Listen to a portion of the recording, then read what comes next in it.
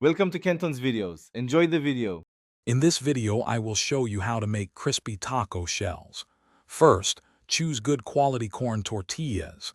They work best for this method. Gently warm each tortilla in a dry skillet for about 15 to 20 seconds per side to make them pliable. This step prevents them from breaking when you fold them. Once warm, you're ready to shape them for baking. For a classic fried shell, heat about 1 inch of vegetable oil in a skillet to 350 degrees Fahrenheit. Carefully place one tortilla into the hot oil.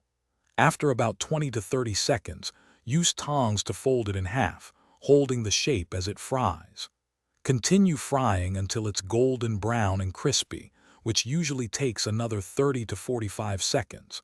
Then, drain it on paper towels. If you prefer a lighter option, baking is a great choice. Lightly brush both sides of your warm tortillas with a small amount of oil, like olive or avocado oil.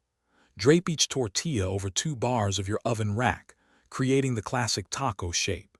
Bake them in a preheated oven at 375 degrees Fahrenheit for about 7 to 10 minutes, or until they are golden and firm. Let them cool completely. For the best results, always start with fresh, pliable corn tortillas. Older ones tend to crack.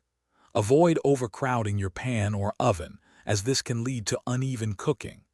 Immediately after cooking, while they are still warm, sprinkle your shells with a pinch of salt for extra flavor. Once completely cooled, store your homemade taco shells in an airtight container to maintain their crispness for several days. Thanks for watching. Consider subscribing if we helped you.